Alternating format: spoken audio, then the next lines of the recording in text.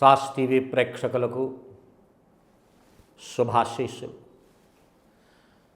గరుడ పురాణం 12వ భాగంలో ప్రవేశించినాం.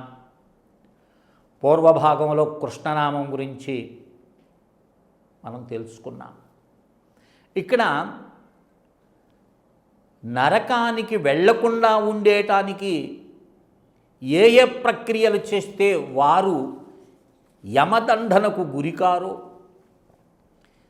యమయాతన వాళ్ళకు లభించదో అన్న అంశాన్ని గరుడ పురాణం ఇక్కడ చెప్తుంది. దీని శ్రద్ధగా విని ఎవడైతే ఆచరిస్తారో వారందరూ కూడా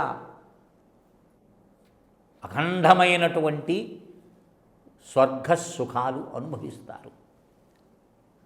జన్మరాహిత్యం కూడా కలుగుతుంది అని మనకు గరుడ పురాణం చెప్తుంది. ఏమిటవి చూద్దాం మనం.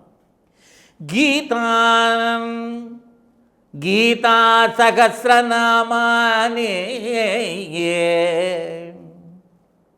పఠేత్వా శృణుయాదపి ఏకాదశీ వ్రతం గీతా గంగాం భుత్తులసీదళం విష్ణోః పాదాంబునామాని మరణే ముక్తిదాని చ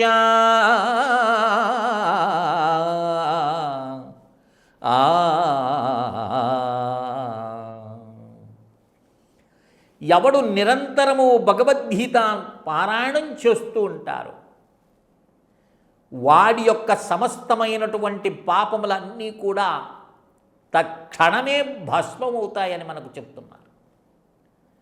అలాంటి భగవద్గీతను చెప్తాడు. గీతా శ్రవణాశక్తో మహాపాపాయతోపి వా వైకుంఠం సమాప్నోతి విష్ణునా సహమోదతే అని మనకు వరాహ పురాణం గీతామహత్యంలో చెప్తారు.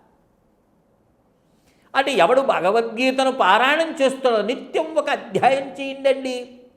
18 అధ్యాయాలు ఉన్నాయి. రోజుకొక అధ్యాయం చొప్పున ఓ శుభ సమయం చూసుకొని ప్రాతకాలం కానీ సాయం సమయం కానీ ఒక 20 నిమిషాలు భగవంతుడి కోసం కేటాయించకపోతే ఈ జన్మ వృద్ధా అయిపోతుంది. ఇప్పుడు తెలియదు మీకు. ఎంతమంది మహాత్ములు వచ్చి చెప్పినా వివరించినా మీకు అర్థం కాదు. ఎందుకంటే పూర్వజన్మ సంస్కారం చేత కప్పబడిపోయి ఉంటుంది జ్ఞానం అనేది. కనుక ఎవడు భక్తి శ్రద్ధలతో భగవద్గీత పారాయణాన్ని చేస్తున్నటువంటి వారికి ముక్తి లభిస్తుందని మనకు గరుడ పురాణం చెప్తుందండి. 8వ అధ్యాయంలో 25వ శ్లోకము 26వ శ్లోకము. ఇదేదో నేను కల్పించేం చెప్తూలేదు.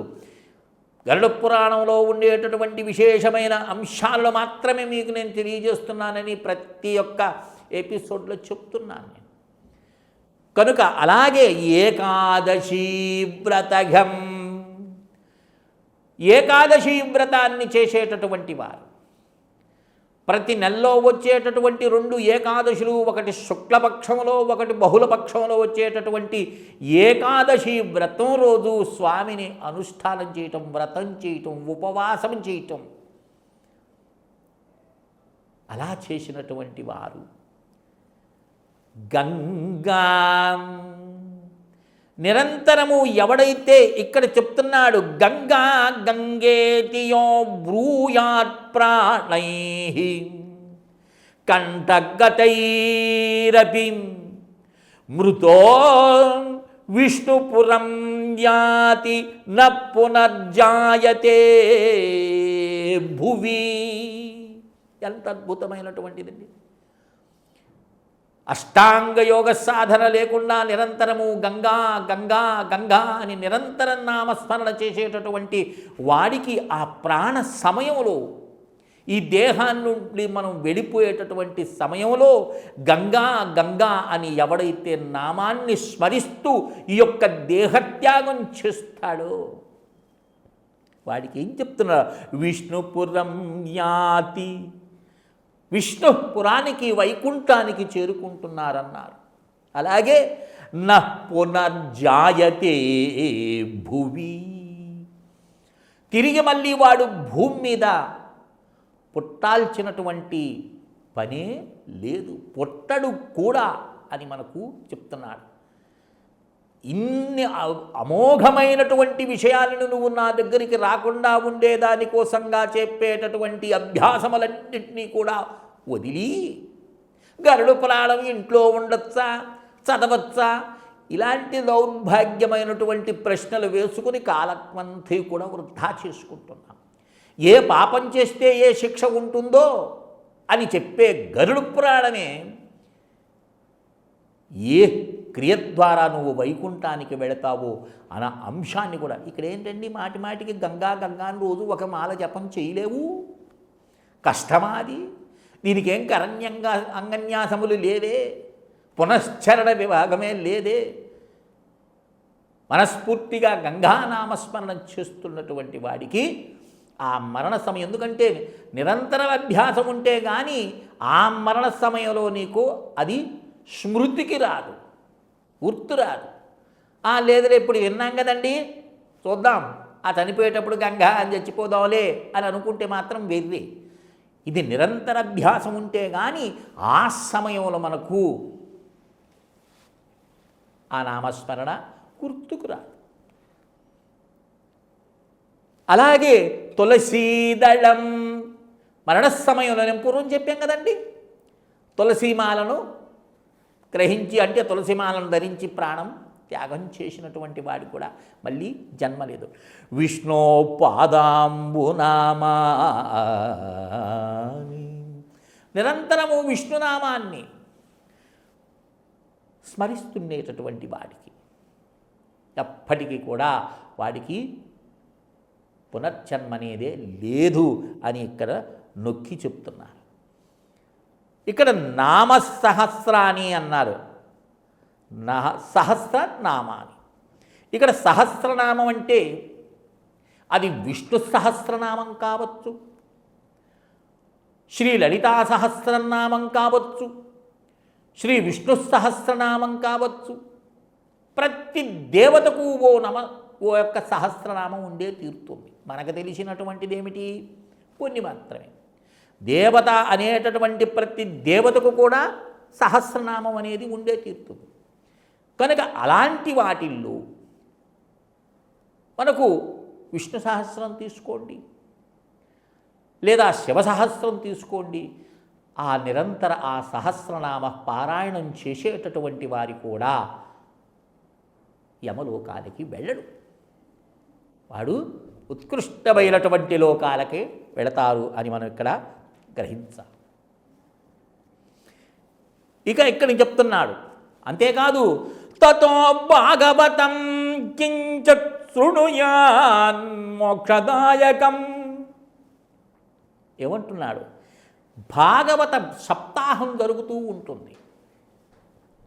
ఈ భాగవత సప్తాహానికి శ్రద్ధాభక్తితో వెళ్ళి ఎంతో వినయంగా ఆ భాగవత సప్తాహం చేస్తున్నటువంటి వాడు స్వయం వ్యాస, వ్యాసుడే చెప్తున్నాడు అనేటటువంటి భావంతో శ్రద్ధగా భాగవత కథను మనం విన్నామనుకో, అలాంటి వారు కించిత్ శృణుయాన్, మొత్తం కాదండి, కొంచెమైనా శ్రద్ధ పెట్టి నువ్వు విన్నట్లయితే ఏం చెప్తున్నాడు?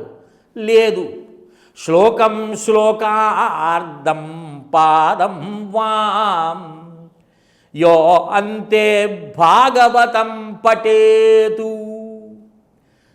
లేదు శ్రద్ధాభక్తులతో నువ్వు ఒక ఆసనం మీద కూర్చొని భాగవత పారాయణం చేసినావనుకో, 18,000 శ్లోకాలు రోజుకి కొన్ని శ్లోకాలు చదువుతూ చూడండి.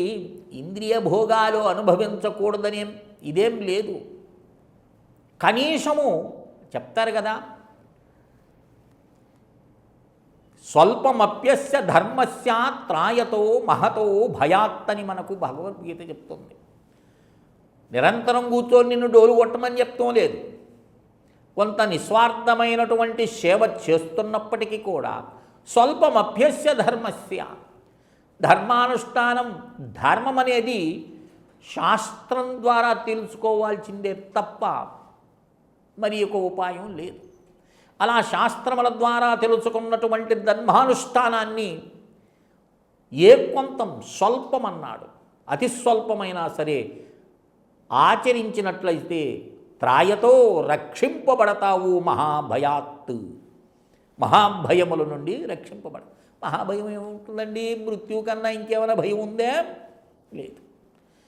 కనుక అలాంటి భాగవతాన్ని పారాయణం చేసినట్లయితే నిరంతరం ఓ 10 శ్లోకాలు, ఓ 20 శ్లోకాలు జీవితం ఉన్నంత వరకు కూర్చొని ఆచమనం చేసుకొని చక్కగా పరమాత్మ ప్రీత్యార్థం కానీ మోక్షార్థం కానీ ఈ యొక్క భాగవతాన్ని నేను పారాయణం చేస్తున్నాను అనేటటువంటి ఉద్దేశంతో పారాయణం చేసినామనుకోండి, నీ జన్మ ధన్యమవుతుంది అని ఇక్కడ మనకు ఈ భాగంలో తెలుసుకున్నాం. మరికొన్ని విషయాలు వచ్చే భాగంలో తెలుసుకునే ప్రయత్నం చేస్తాం.